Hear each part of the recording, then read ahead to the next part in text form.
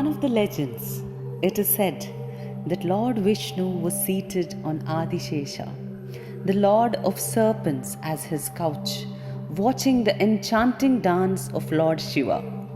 Lord Vishnu was so totally absorbed in the dance of Lord Shiva that his body began to vibrate to its rhythm. And this vibration made him heavier and heavier, causing Adishesha to feel so uncomfortable that he was gasping for breath and was on the point of collapse.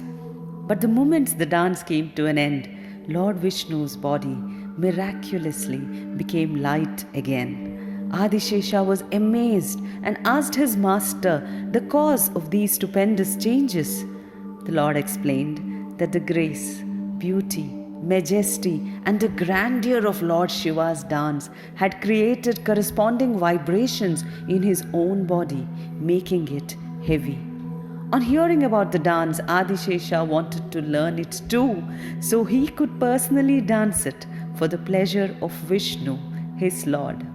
Vishnu was impressed and predicted to Adishesha that one day Lord Shiva would bless him for his understanding and devotion, and that he would be incarnated so that he could shower humanity with blessings and fulfill his own desire to master dance.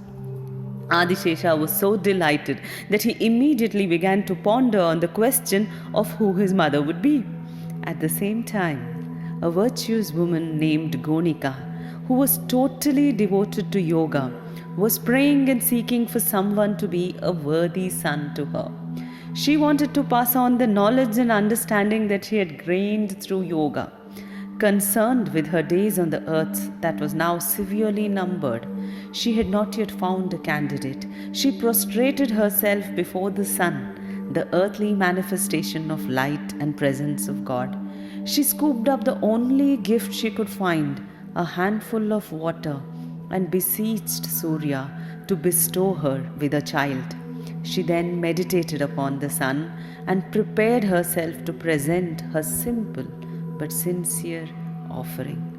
On seeing all this, Adishesha, the bearer of Vishnu, knew that he had found the mother he was looking for. Just as Gonika was about to offer a handful of water to the sun, she glanced down at her hands and was astonished to see a baby. And this was no ordinary baby. He had the upper torso of a normal human, but his lower half was a snake's tail.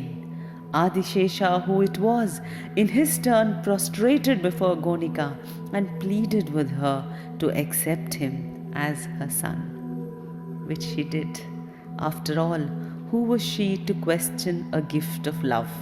So she loved him and raised him as her own. She named him Patanjali because her hands had been in the prayerful gesture, the Anjali Mudra, and he had fallen. Pat in Sanskrit means fallen. He had fallen from heaven. Patanjali, of course, as we all know, grew to be a great master of yoga, dance, and grammar. He helped the world by uniting the different ideas about yoga into one grand work called the Yoga Sutra.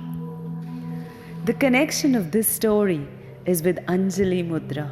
Praying with outstretched hands in Anjali Mudra symbolizes the unwavering belief that whatever one is praying will soon arrive. Inherent in this gesture is a strong pulsation of faith or Shraddha, and faith is what is required to be able to make great leaps and receive great blessings, as Patanjali's mother did. Anjali Mudra is also used as a posture of composure, of returning to one's heart, whether you're greeting someone or saying goodbye, whether you're initiating or completing an action. As you bring your hands together at your center, you're literally connecting the right and the left hemispheres of your brain.